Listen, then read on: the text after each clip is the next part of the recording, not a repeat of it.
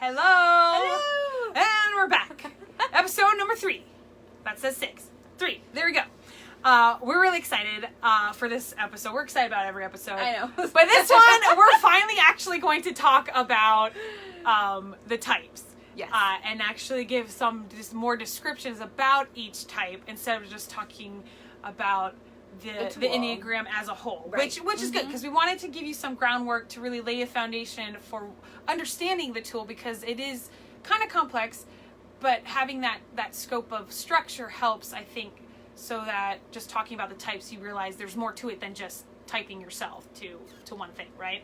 But if you did miss any of our episodes, speaking of, you can check them on a later post on this community page, or you can go to our YouTube channel, Hello Enneagram is what we called it, and watch them there too. Yep. They're just these live videos on YouTube though. So if you need to catch up, you could do that. And then, so in this episode, again, we're going to kind of focus more on each type by examining the core motivations, because that's really the heartbeat of where the type is. It's a lot of the descriptions of strengths or weaknesses, or like the abilities or the leans of like a personality type.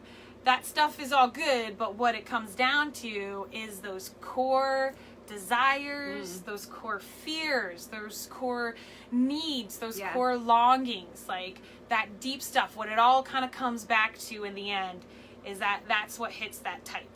So actually, I'll piggyback on that. I was thinking about how, for me, what it did was describe, it like brought, because it's core motivations, right? So I was like, what was behind me, pushing me, like bringing me forward in my life, and going through the Enneagram and kind of discovering this tool. It was almost like it brought these core motivations that I couldn't really see before, that were, I was driving to get my needs met or protect myself from certain fears, and I didn't, it was ambiguous, right? So it was almost like the Enneagram gave me language, and I could bring it out and I could see it. And I'm like, oh, this is why. That's why I did that. This is why I'm acting or behaving in these ways.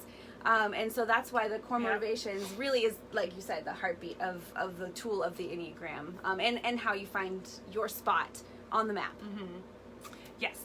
But before we dive into that, I need to go over one more thing, okay? Because this is what it's all about. Yes. It is the gospel, okay? So how the Enneagram connects to the gospel, it's that tool of identity. So the gospel is salvation. It is the finished works of the cross. What Christ did to make us new creations. He took our old self, our old sinful nature, and stepped into our humanity, fully sanctified us, and made us righteous and saints by going on that cross and paying the price for our debt and making us new. Our reality is righteousness. Our reality is good and holy and worthy, right? But sometimes our experience on earth can be a little misaligned from that. And that's where you get some weird theology about like sanctification and the process of salvation, and it's like, was it done or was it not done? And so, we're not here it's done. We're not here to discuss theology too much, but we are firm believers that it was done on the cross, finished work of Christ. Right. Definitely. But again, our experience, our understanding, our lenses, like my new glasses, are sometimes skewed from seeing that all the time. And what the Enneagram does is help give light to that, help bring that alignment for you to experience that reality of who you really are. Your identity as a son or as a daughter of God, everything that you are, that Christ purchased for you to be. You get to, through this tool, you get to practically see that. If there's any hangups of like, oh, why does this sin or this shortcoming in my mind keep coming up? Or why do I think this negative pattern? And it's like, sometimes like, there's tools to help us overcome those mindsets. And there are certain things like declarations or flipping a lie into a laugh, which I know we're familiar with because of Steve Backlund and stuff, but the Enneagram is another kind of tool that helps you live that reality of who we really are on this earth. Right. Children of God. Yeah. So. Yeah, the Enneagram isn't the salvation. No. Nope, Christ is. It's a tool. It's that tool from knowing, like, we are righteous. We are already that is our existence. Yeah. But it's the practicing of being righteous, doing righteousness. Yeah. And so being able to connect those two, like, we work from righteousness, not for it. Right. But making sure that our experience, our behavior is that, but not getting and that we live fully into how God created each of us to be. Right. That's, you know, there are 9 numbers, and I think we had a question, so, and I meant to go back to actually read it so we could answer it specifically, but about what Jesus. Type is Jesus. Yeah, what type was Jesus? I honestly, like, I'm not sure what type he was, but I will say this: we are all different, right? And what I can't even now, I'm not going to remember the reference in the Bible. I think it's in Ephesians when it talks about the body of Christ and the hand and, you know, the foot. Like, there's all these different parts of the body that when they operate together, they're able to accomplish, like, really amazing things. Yeah. And that's, for me, that's one of the ways that I love the Enneagram, because it celebrates that. It celebrates the differences that we all have. And brings out the areas that we need to be working on personally, so that we can be our wholest, most authentic, and bring our whole self forward to be who God created us to be. Yeah. So we see Jesus in every type, and we're going to talk more about that when we go into the core motives of how Jesus fulfills each need of each type, because he's in it, man. Yeah. So that's good. Okay. So let's talk about how we can kind of connect to our, like, knowing what our core motivations are. I wanted to make sure, or we wanted to make sure and hit this so that as we're going through this, you can even be kind of curious and open, and maybe even, like, find your type or find a new connection to if you're trying to find what type you might relate to or identify with. So yeah, Christy, give us some tools of how to do that. Yeah. Hey, Andrea. She said hi, so I want to say hi. Yeah, well, I think as far as some tools, like, being open, first of all, and exploring and kind of trying on all of them. There's a lot of material out there that will talk about the core fears, the core desires, the core weakness, and the core longings, right? That's the core motivations behind each type. Sometimes not all of the language that's going to be used you'll be like, well, I relate to this, but not so much that. Or even find yourself relating to a few different types. That's not uncommon either. But to be able to kind of narrow it down as you allow that part of the journey, because that's actually even a part of the process, I find, you know, finding your spot in the numbers is a part of the journey. So when you do that, you just start reading. We'll read through, like, some of the core needs, and you might be able to relate to some of them, or a lot of them, but one will probably just sit, like, it'll heavier. Like, hit you. Yeah, it'll hit you a little bit more of, like, oh, I think that one is mine. And then maybe a couple of them will. I always say, like, take a couple of the first 2 or 3 maybe, and explore those first, and see if those seem real for you. Yeah. And then another point too, though, is within each type's core motivations, one of those motivations might ring really strong, but the other might be a little, like, confusing or doesn't resonate as strongly. And that's totally fine. It's just finding that, I think you described it as like an entry point. Yeah. Sometimes I think sometimes we're not even wanting to see these other parts. Like, we're not even aware of them, right? So if there's like a phrase or something that you read, and one of the entry points, like one of the words, really allows you to, like, kind of go into that number to explore it, it's interesting, because the other words on the other side of some work happening, you might go back and say, oh, those actually are a part of like how I function, but I either didn't want to see it, or I just didn't see it. Like, I was blind to it, or I didn't want to see it. Yeah. That happens too. Yeah. Yeah. Anyways. Yeah. That's fun, though. Growth is fun. Yeah. And then another great way to find your type is to just hear other people who are pretty confident in what type they are, just talk about it, because like we've said many times, there's a scope of flavors or shades or hues to each type. And so when you hear someone's like testimony, if you will, of how they relate to it, that can help put a little flesh onto it too. Yes. Yeah, I found that hugely helpful, actually, listening to panels. I just went searching and found a podcast, The Art of Growth. The Art of Growth, both of our favorites. And I listened to panels of like 4 different people, I think early on. So it's like one of the earlier season 2, I think. They just would have like a panel of 7s talking. I'm a 7. And that really helped me, because I was like, oh my gosh, these people are talking, they're like in my head.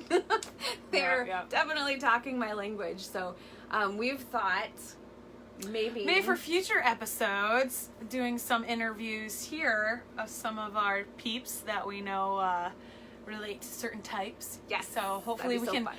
can find some from all types. So TBD, to be determined. But that's a little side note for future stuff if we need it. So anyways, okay, let's dive in. Okay, we're gonna go through the types. And we'll just go numerically, because really, you can go in any order, but let's just work with the numbers. So, type 1. Yeah. So we want to go with needs, or do we want to go with the core motivations? Let's talk a little bit about what the ones, motivations are. Motivations. Yeah, let's, so the type 1 is known as the reformer, or as others would say, the perfectionist. But that is because of their read their fear, because this really like narrows it. Their core fear is they really fear being wrong, bad, evil, inappropriate, unredeemable, or corruptible. I would say it's do you want me to just keep reading the desires before I ad-lib stuff?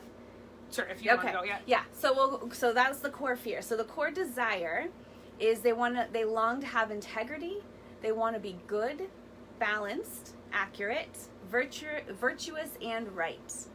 And their core weakness really is resentment. So they repress anger that leads to continual frustration and dissatisfaction for themselves.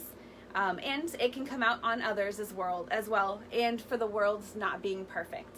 It's almost, I've heard it said like this. It's almost like they remember what it was like being in the Garden of Eden, where everything was perfect and beautiful and everything was in harmony and order, right? And we're not there. And so it's almost like this ones typically live in this frustration space of like getting back to that place of where things are perfect. They typically have a very loud inner critic inside their minds. A lot of times when they walk into a room or a situation, imperfections like jump out at them. It's almost like assaulting to them. So that's why, because they're trying to perfect it, right? They want it to look, or reform it. Yeah. That's good. They want it to look right. And when it looks right, they feel more at peace and at rest. So if that helps with that. And then the heart's longing, like the core message that they long to hear is that they are good.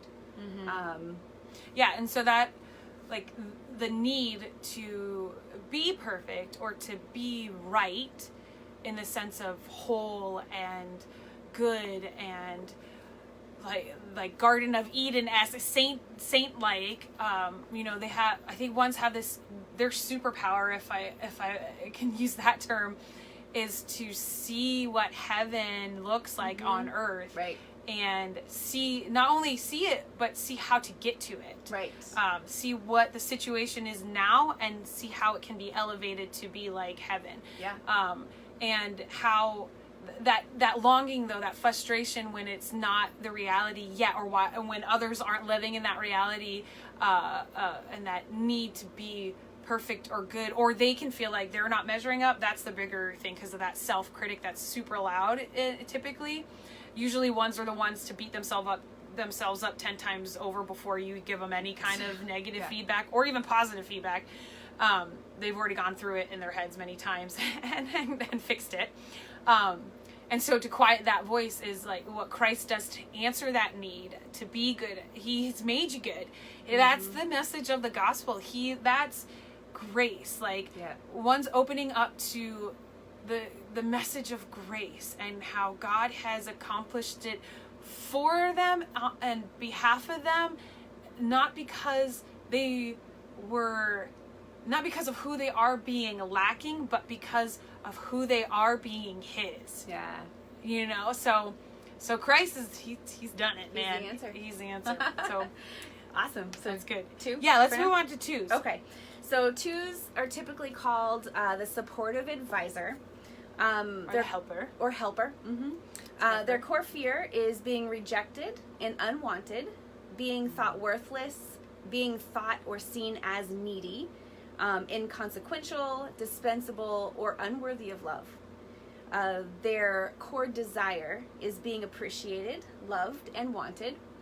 And their core weakness is denying their own needs and emotions while using their strong intuition, because they see the needs. Like, that's their before superpower. anybody else sees them. Yeah. They see those needs, and that is their superpower, how they can do that. Yep. But they will deny their own needs and use their strong intuition to discover and focus on the emotions and needs of others, confidently inserting themselves and their helpful support in hopes that others will say how grateful they are for their thoughtful care. So, yeah, we'll go into... We've got more to talk about later, I guess. another episode. So their heart longing, like what their heart just longs to hear, is that they are wanted and loved. Mm-hmm. And how Christ meets that. Yeah, so Christ specifically wanted you as an individual. There's no greater love than this, for a man to lay down his life for his friends. Like, that individual unique love for the person, not because of what they how they help or how they are an asset to everybody. It's because of them. Like, they are the goal, and that's how focused and real the love of Christ is. Mm-hmm.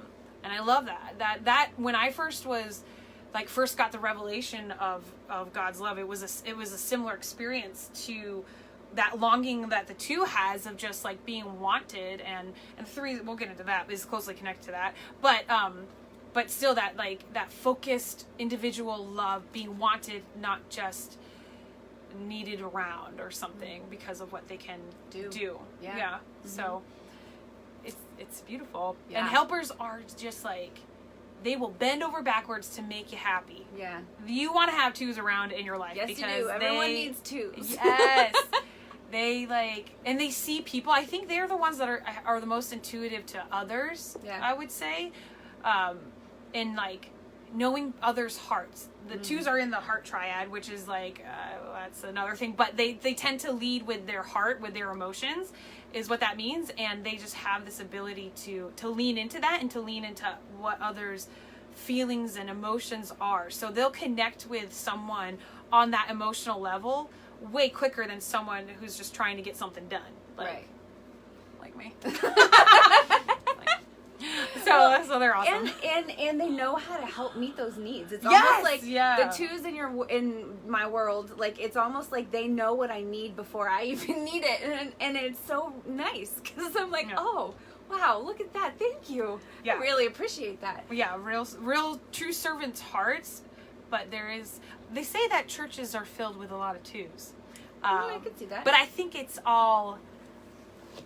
we gotta dig a little deeper. Yeah. Because I think the church is way more diverse than that. I just think that the typical church culture welcomes a lot of 2 behavior, but that doesn't necessarily mean that that's what the motivation is. So, to be a great person in the kingdom, you don't have to be a 2. Even though 2s are great people in the kingdom, we don't feel like, that's the point. Yeah, that's the point. Don't feel like you have to be a 2 to be the greatest in the kingdom. Okay, 3. All right, 3. Oh, you're the expert on this one. I don't know. I'd say expert. The more I learn about the 3, the more I don't know about the 3. So the 3's like title is successful achiever. Yep. Or a performer. I'm not afraid to say that. Do you want me to read this, or do you want to just talk about it? So core fear, right, is like being, like, just not being wanted, I guess, is similar to 2, but being more like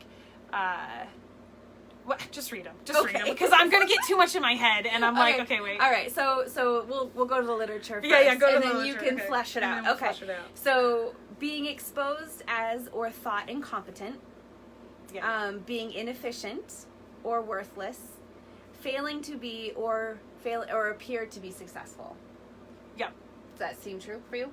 Yeah. So if we want to solve there, we can.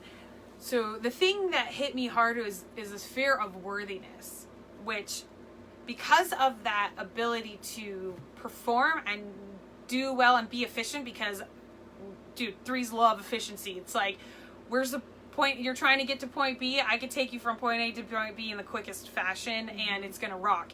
I've experienced that. It's so wonderful. It really is.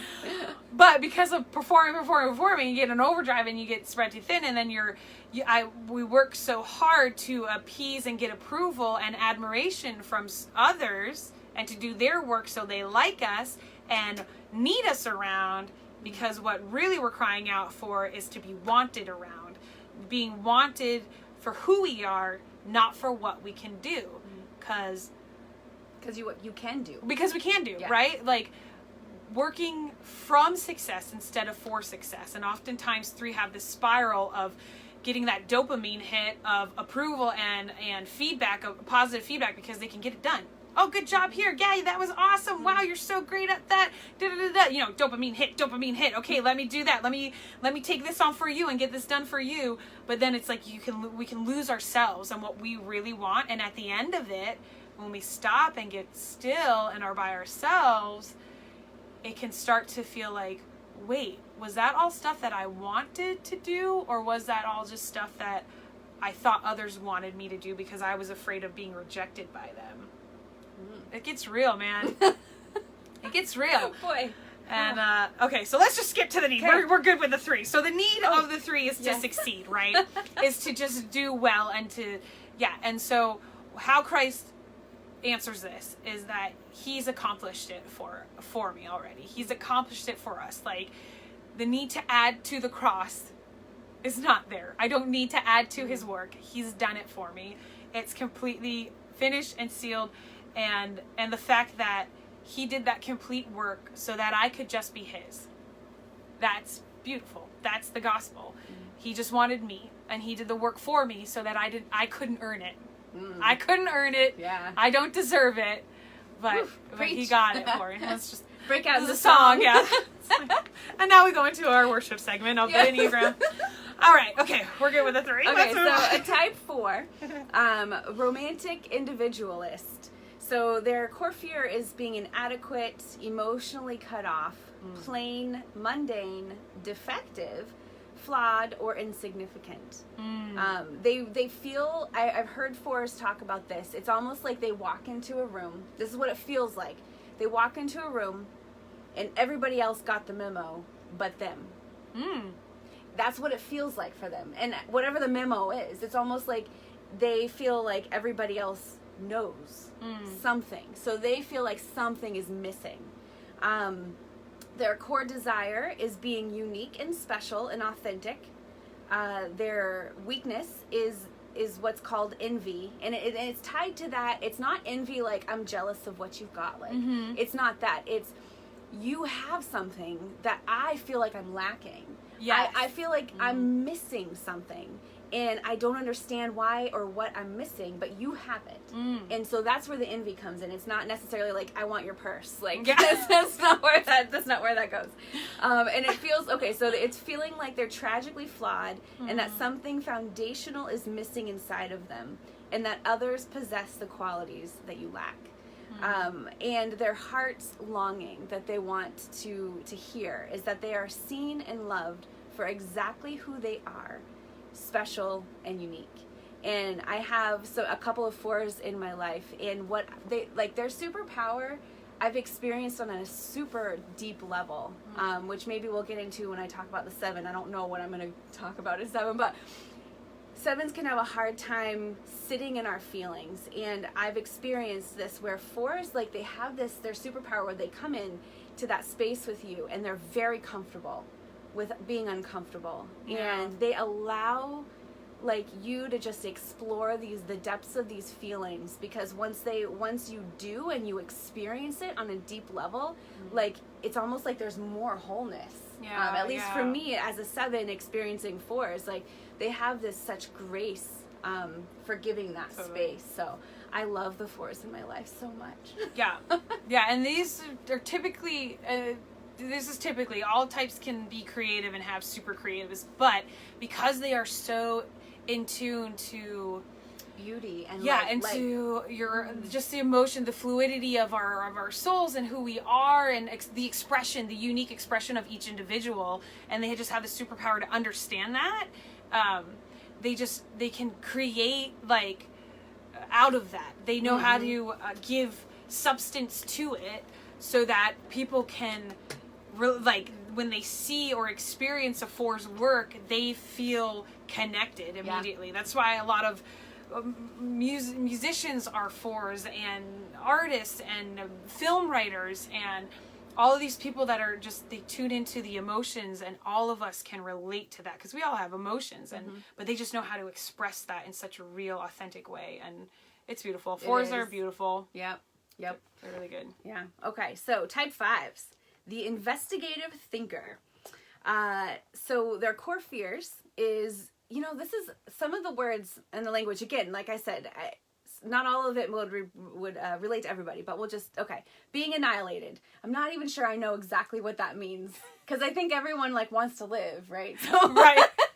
but here's the thing. Well, that battery charge, exactly, yeah. So capacity. Being annihilated for a 5, it's like they need to recharge their batteries. Like they are, it's very easy for them to feel depleted, and they almost feel like they have to like reserve all of this energy. So that's kind of where that fear comes in of being, it's almost like depleted is probably a better word than annihilated. I don't know. I like annihilated though. That's pretty, it's a very strong word. Okay. So, or not existing. So, or being thought incapable or ignorant, having obligations placed upon them or their energy being completely depleted, which we just talked about. Their what was that one? The desires. Okay, so the desires is being capable and competent. And their weakness is avarice. So like we were talking about, feeling like they lack the inner resources to be able to meet the demands of the world. Like the world is this place that it'll just suck the life out of them. And so they typically need that time to recharge a lot more than other numbers do. Right. They can be, it's not about being introverted or extroverted. Nope, that's a great point. It's not about that. It's about having the inner resources for them to be able to meet the world. Yes. And meet the demands of the world. And then when I say the world, I mean just living life. Right. That's what I mean. Like just living life. Yep. Okay. So in their heart longing, like the message that they long to hear is that that their needs are not a problem. That's good. Yeah. Well, 5. Well, I think 5s are some of the deepest people out there. They are so perceptive. There's this quietness and security because of that need to be competent and capable. So they prepare themselves so well. And then and there's just this confidence when they do come out to the world, when you do get to experience them, and they're awesome. So you talk more about your experience with 5s.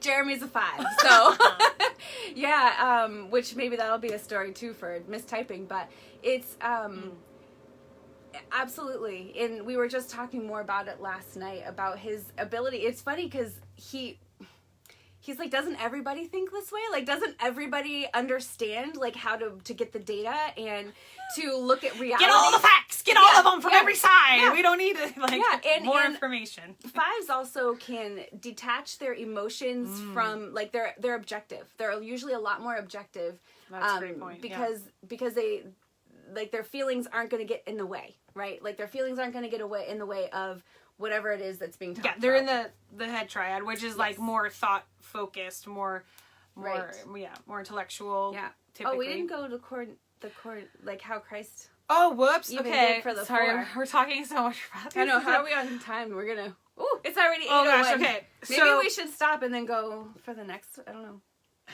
I think. Just try. Yeah, we could we're rush. gonna push through. We're gonna push through, we can do this. Because we're gonna hit each type again in another way, hopefully. Yeah, if we absolutely. get these continued. So, but let me go with the 5. So the need of the 5 is to be capable, and how Christ fulfills that is how he meets all of our needs. Right. Like, he knows us better than anyone else. He knows our specific needs, not just what we even think we need. He fulfills that, and he is that fount that will not run dry. His resources are endless. So he is that ever flowing tap that you can go right into and never worry about him being depleted at all from you. So that's great. And then with the 4, let's bounce back to that. Their need to be individual and unique and special, and how God fulfills that is just his ability to know us like no other. His omnipresence, in that detailed omnipresence, to know us, like I said, like no other knows. He knows all the details of our life, the hairs on our head, and knit us together, and he fulfills that need too. All right. Yeah.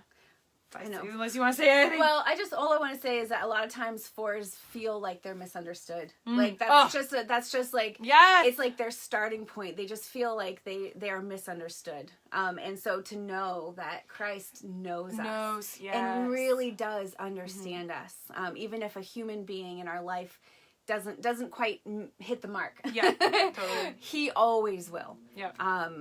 Okay. So that's all I want to say. So 6s. All right. So they are the loyal guardians. Their fears are fearing fear itself, being without support, security, or guidance, being blamed, targeted, alone, or physically abandoned. Their their desire is to have security, guidance, and support. Their weakness is anxiety. And here I do want to say there's 2 different types of 6s who deal with anxiety. There's the what's called the phobic 6 and a counterphobic. So both of them, it's anxiety based, but the phobic 6 typically will protect themselves from these fears. Like, they can see their superpowers, see down the road all the ways that things are going to go wrong. And protect. So right now when the pandemic hit, all the 6s were like, told you so. Yeah, right. Told you, and these are the ways that we could have prevented it, guys. Yeah. Right. But then there's also the phobic 6, which can sometimes, they have a different energy about them. Because counterphobic 6, that's what I meant to say. They'll lean into their fears. Yes. They're like, I'm afraid of heights, so I'm going to go jump out of an airplane because I'm going to I'm not going to let this fear control me. So there's 2 different types of 6s there. So the anxiety, scanning the horizon of life and trying to predict and prevent negative outcomes, usually, especially worst case scenarios. And they can remain in a constant state of apprehension and worry. So sometimes it's hard for them to move forward if they're not recognizing that it's fear and anxiety that's holding them back. Their heart longing is that they are safe and secure, and how Christ meets that.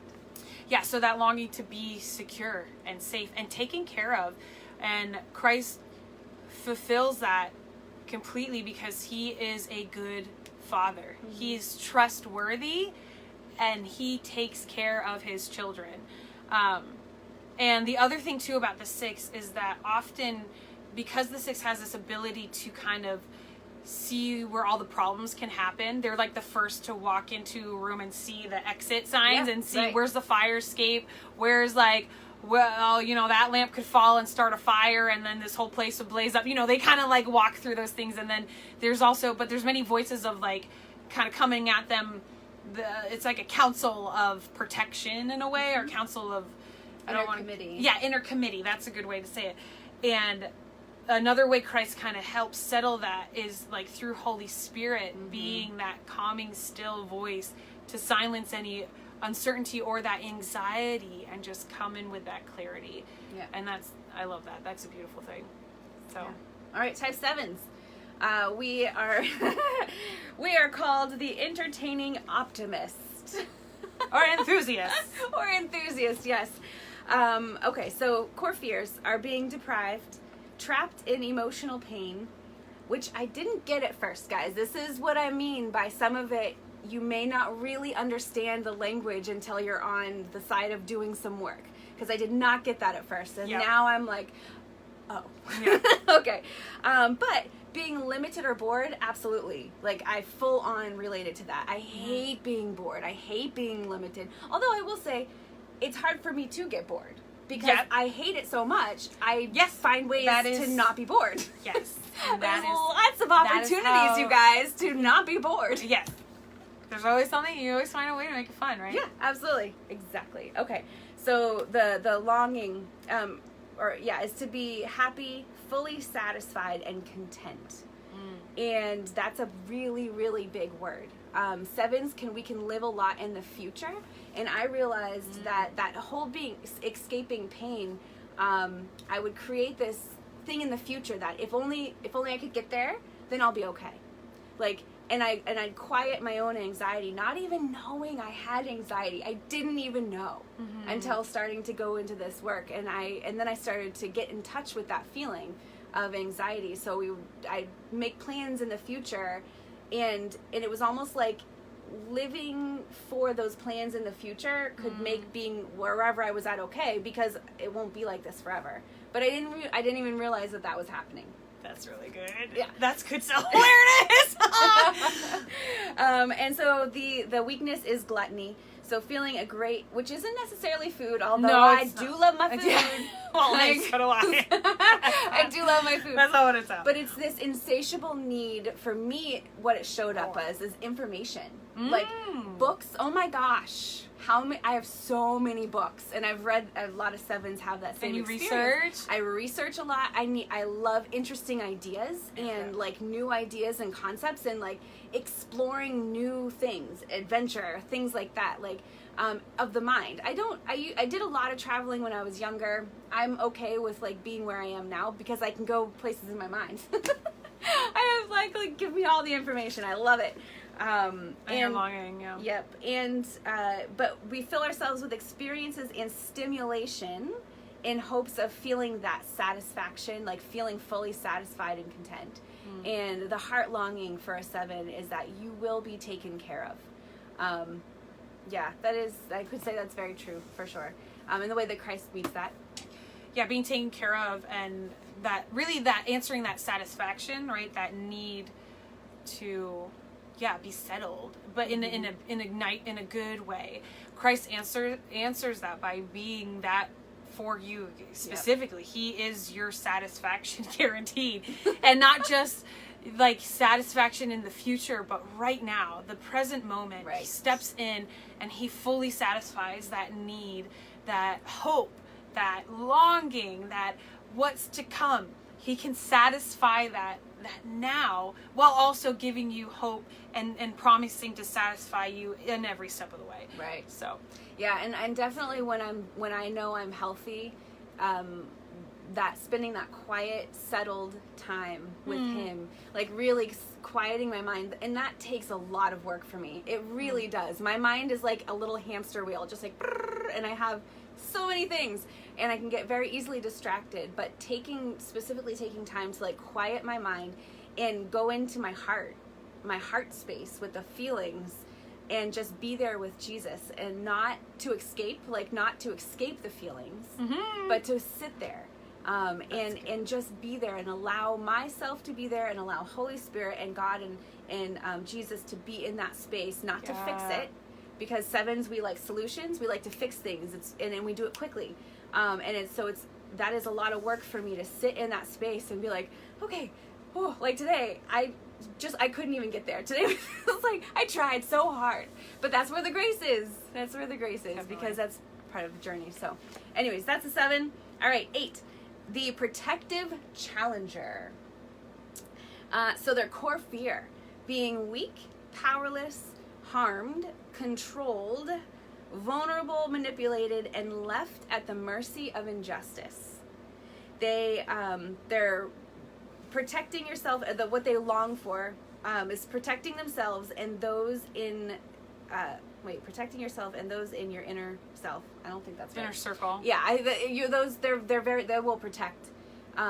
They're like They're the ones that, I love how Beth says this, who we've learned from. This is the best picture. Yeah, it's like a big snowplow, like one of those big, we've just had, a massive snowstorm, and they are gonna plow out the way. The industrial side. Yes, the like giant snowplow, and it's just like they're effective, and they're gonna get the job done. Focused, yep. And their intention most of the time is to create a path for others. That's their intention. They're plowing a path for others. And when they're healthy, they're able to do that and see the cars on the side of the road so they don't nick them, right? But if they're unhealthy, sometimes they can bump into the cars. Sometimes there's some dents left over. And they don't even know it. They don't know. They don't even know it. A lot of times their energy is very big. Like, if they go into a room, it's like you can almost feel them walk into a room. Oh, yeah. The 8s, you're just like, whoa, like you just felt energy. And a lot of times 8s go through their life feeling or being told like they're too much. Like, because it is a lot sometimes for people to handle. Yeah. And so... But it's powerful and it's great. And 8s are so focused. They see a lot of things in like kind of black and white, right or wrong, kind of like they just have this ability to make decisions and to know the right decision. And man, I love 8s. Yeah. As a 3, I love working with my 8s, man. They keep me focused, and I'm just like, all right, I can get behind you. Like, let's go, pave the way so I can make it good and show others how to follow. Like, it's great. I love my 8s. It's a great team.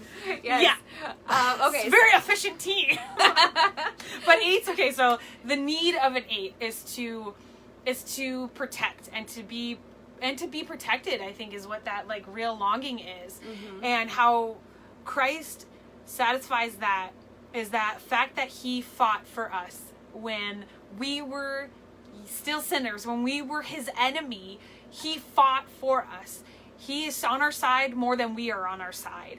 And he answered that by dying and laying his life down for us, and by never, this is the other wonderful thing. This is one of my favorite promises of God, that he will never leave us or forsake us. He will never betray us. He will never make us look like idiots or fools in the sense of there might be moments where you have to get kind of over yourself a little bit, but he will never leave you hanging or leave you in a place where there's that just to spite you. He's not a mean and angry God. He is kind, and he fights for you harder than you fight for yourself.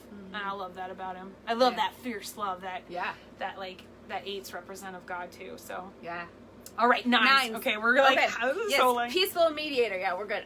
We're good. Okay, so 9s, which are at the top of the Enneagram, circle, and their superpower really is being able to see everybody's point of view and make room and space for everybody at the table. Okay, so their fears is being in conflict, tension, or discord, feeling shut out and overlooked, losing connection in relationship with others. And they really long to have inner stability and peace of mind and have a settledness within them. It's like, I was going to do the Coke bottle analogy because I like that one. Real quick. Okay, so it's almost like 9s. They've got this 2-liter bottle of Coke or whatever, soda, something. And anytime that there's like tension, it's almost like this bottle's getting shaken up a little bit. And 9s do not like that. They want that inner peace, that inner settled. So it's like, let's leave. Tighten. Yeah. Tighten. They do. Tighten. Yes, they keep it nice and tight. But then they'll take their bottle and take it somewhere else because they still have all that anxiety. And then at some point, it'll probably just pop off. And then people are like, whoa, where did sometimes when 9s lose it, it can be a dangerous thing. Like, right. It can be very shocking because they seem so steady and like just avoiding a conflict and easy the whole time, but then it's building, and then if they don't recognize that, if they don't face that or speak up, then it's gonna go somewhere, and then it can build. Yeah. So yeah.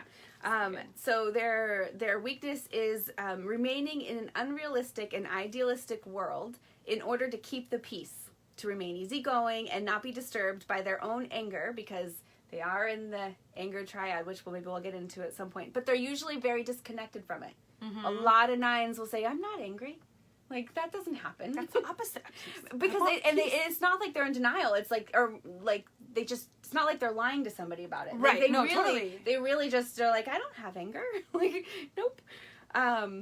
So they can fall asleep to their passions, their own abilities, their desires and needs, and their worth by merging with others to keep peace and harmony. Mm-hmm. And their heart longing, the core message that their heart longs to hear is that their presence matters, that their voice matters, to make room, because that is their superpower. They make room for others to be heard.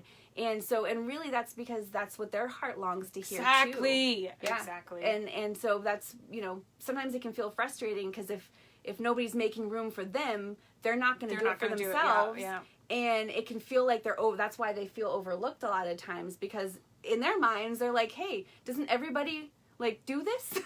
Doesn't everybody see this need for everyone to have? Asking me what I think. Right, exactly. And that's just not everybody thinks that way. So, and how Christ meets that. Yeah, so their need to just avoid the conflict, to not stir the waters and make things difficult. Christ really answers that need to not just keep the peace, because he is our peace, but their need to matter.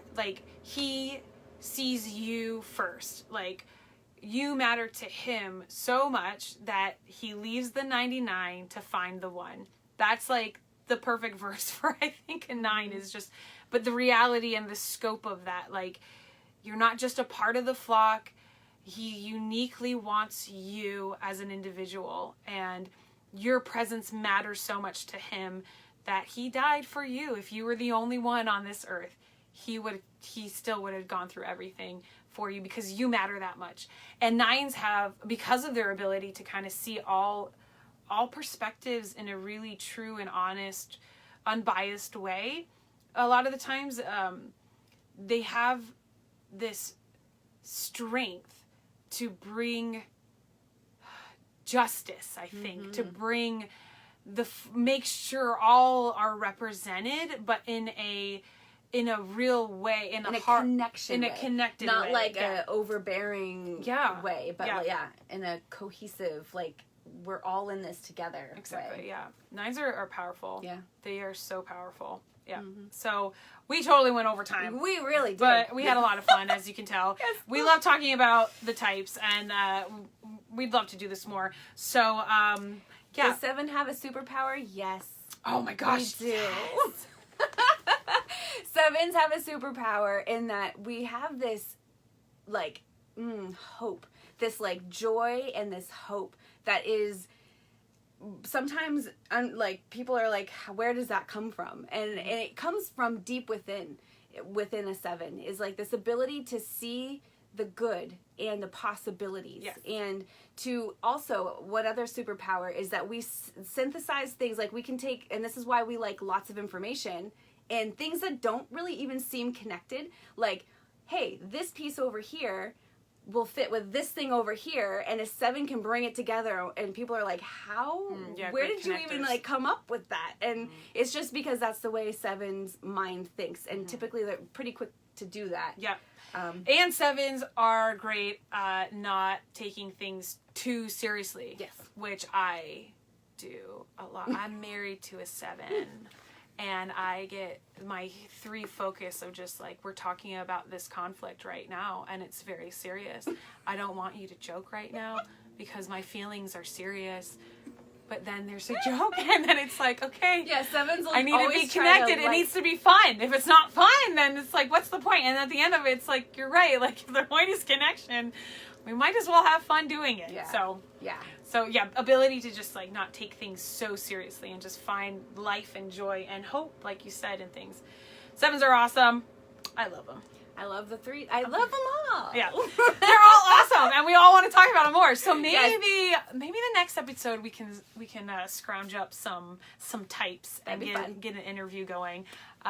So if you guys, this was a long one, so sorry about that. Oh, I do want to let you know. Sorry. Yeah, sorry, not sorry. You can tune out and watch it later or whatever.